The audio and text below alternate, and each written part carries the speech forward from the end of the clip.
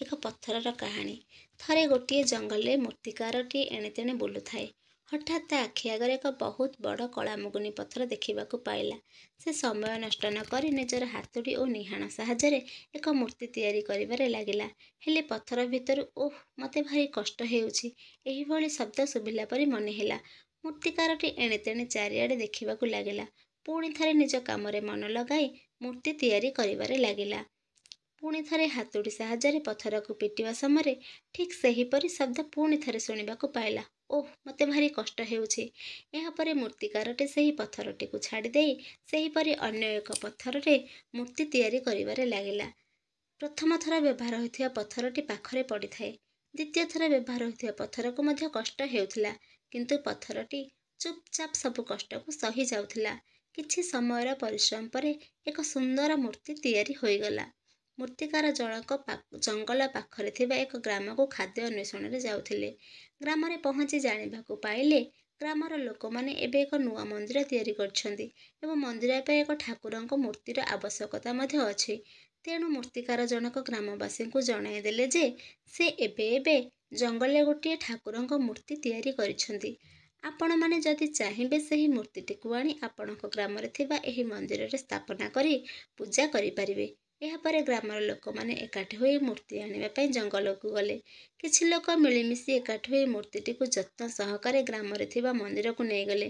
ଆଉ କିଛି ଲୋକ ଚିନ୍ତା କଲେ, ମନ୍ଦିରରେ ପୂଜା ସମୟରେ ନଡ଼ିଆ ବାଡ଼େଇବାକୁ ତ ନିଶ୍ଚୟ ଆଉ ଏକ ପଥର ଆବଶ୍ୟକ ପଡ଼ିବ।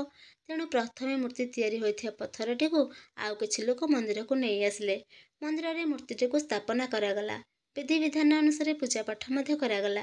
ସବୁଦିନ ମନ୍ଦିରକୁ ବହୁତ ଭକ୍ତମାନଙ୍କର ସମାଗମ ହୁଏ। ଲୋକମାନେ ମୂର୍ତ୍ତିକୁ ଫୁଲ, ଧୂପ, ଦୀପ ଦେଇ ନୈବେଦ୍ୟ ଦେଇ ପୂଜାର୍ଚ୍ଚନା କରନ୍ତି ଓ ଭକ୍ତିରେ ସାଷ୍ଟାଙ୍ଗ ପ୍ରଣିପାତ କରି ଘରକୁ ଫେରନ୍ତି। ଏସବୁ ଦୃଶ୍ୟ ପ୍ରଥମ ପଥରଟି ତ ଦେଖେ ଓ ତାକୁ ବହୁତ କଷ୍ଟ ମଧ୍ୟ ହୁଏ, କାରଣ ତା ଆଖି ସାମ୍ନାରେ ଗୋଟିଏ ପଥରକୁ ଲୋକମାନେ ମୁଣ୍ଡିଆ ମାରୁଛନ୍ତି ଓ ତା ଦେହରେ ନଡ଼ିଆର ଶକ୍ତ ପ୍ରହାର ମାରୁଛନ୍ତି। ଏହି କଷ୍ଟକୁ ଦିନେ ପ୍ରଥମ ପଥରଟି ଦ୍ୱିତୀୟ ପଥରକୁ କହିଲା, "ସତରେ ତୁ କେଡ଼େ ଭାଗ୍ୟବାନ, ତତେ ଲୋକମାନେ ଭକ୍ତିରେ ମୁଣ୍ଡିଆ ମାରୁଛନ୍ତି, ହେଲେ ମୁଁ ସମସ୍ତଙ୍କର ଶକ୍ତ ପାହାର ଖାଇ ଖାଇ ମୋ ଦିନ କଟୁଛି।" ଏହା ଶୁଣି ଦ୍ୱିତୀୟ ପଥରଟି ସାମାନ୍ୟ ହସି ଦେଇ କହିଲା, "ମନେ ପକା ସେଇ ଦିନର କଥା, ଯୋଉଦିନ ମୂର୍ତ୍ତିକାରଟି ପ୍ରଥମେ ତୋ ଦେହରେ ମୂର୍ତ୍ତି ଗଢ଼ୁଥିଲା। ସେଦିନ ତୁ ସେ କଷ୍ଟକୁ ସହିପାରିଲୁ ନାହିଁ। ତେଣୁ ତତେ ସେ ମୂର୍ତ୍ତି ଗଢ଼ିବା ଛାଡ଼ି ସେ ମୋ ଦେହରେ ମୂର୍ତ୍ତି ଗଢ଼ିବା କାମ ଆରମ୍ଭ କରିଦେଇଥିଲା। ଯଦି ତୁ ସେଦିନ ସେ କଷ୍ଟକୁ ସହି ଯାଇଥାନ୍ତୁ, ହୁଏତ ଆଜି ମୋ ଜାଗାରେ ତୁ ଥାନ୍ତୁ ଓ ତୋ ଜାଗାରେ ମୁଁ ଥାନ୍ତି। ମୋତେ କ'ଣ କଷ୍ଟ ହେଉନଥିଲା? ମୋତେ ବି କଷ୍ଟ ହେଉଥିଲା, ହେଲେ ମୁଁ ନୀରବ ରହିଲି ଓ ସବୁ କଷ୍ଟକୁ ଚୁପଚାପ ସହିଗଲି। ସେହି ଦିନର କଷ୍ଟ ଆଜି ମୋତେ ଏହି ଜାଗାରେ ପହଞ୍ଚାଇଛି।" ବନ୍ଧୁଗଣ, ଏଇ କାହାଣୀ ଆମକୁ ଏହା ଶିକ୍ଷା ଦିଏ କି ମନୁଷ୍ୟ ଜୀବନରେ କଷ୍ଟ, ଦୁଃଖ ଆସିବା ନିହାତି ଦରକାର।